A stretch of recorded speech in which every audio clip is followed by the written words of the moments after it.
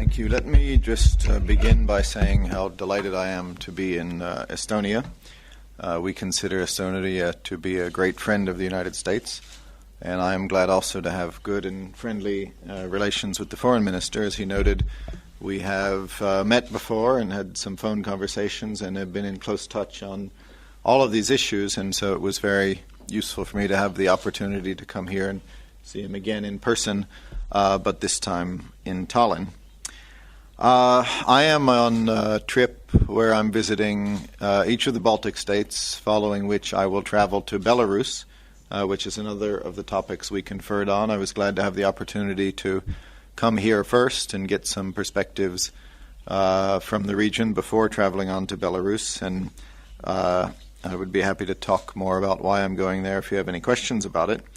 As for our discussions here, as the Minister said, we really talked about a very wide range of subjects, and my conclusion from that discussion was that indeed we are very much on the same page when it comes to the big strategic issues of the day. There are no real major differences between the United States and Estonia, and we value Estonia's partnership on many of the regional and global issues that we are confronting together. We did talk about NATO, and I stressed how much we continue to value NATO and how Article 5 will remain central to the alliance as we think through a new strategic concept in the future. We remain committed to NATO's open door and think that just as the Baltic states entered NATO not so long ago, that other democracies that meet the criteria and can contribute to common security should remain on the path to NATO membership as well. We think that NATO enlargement has benefited us and the alliance, and the countries that have joined, and the process should continue. We talked as well about Russia. Of course, President Obama was recently in Russia, and we've been in touch since then to make sure that everyone understands what we're doing with Russia. The President has explained that we believe that it should be possible to reach concrete and practical agreements with Russia in areas where we have common interests. And we think we did that, and we managed at the summit in Moscow to reach some of those practical agreements, but at the same time to do so without in any way sacrificing important principles or friends. And we think we did that as well, and that's why we've been in such close contact with our friends throughout as we pursue this new relationship with Russia, so that everybody understands what we're doing. And President Obama's view is that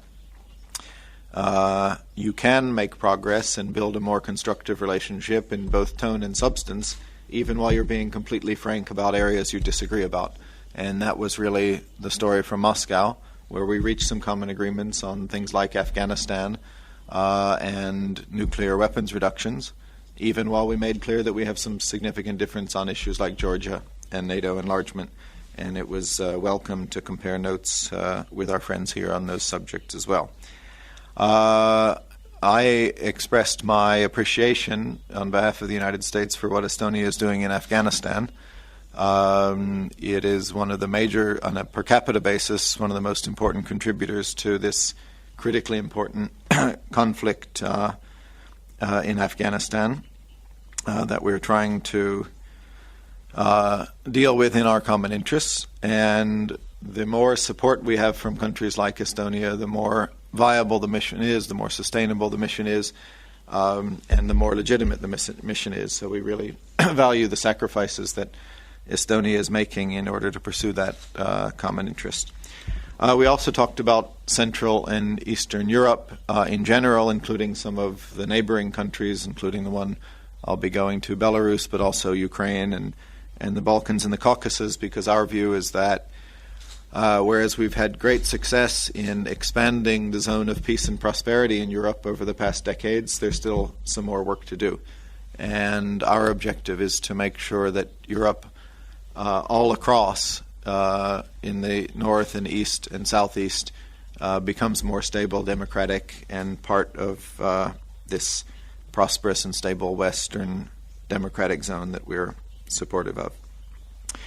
So it was, again, a great pleasure to be able to compare notes with the Foreign Minister on all of these issues. I think he said it already, that we have a transparent and open line of communication, which is important, and that's really why I was here. It wasn't to come and explain what the United States is doing, but it was to come and learn some perspectives from Estonia and its neighbors so that we understand the thinking here.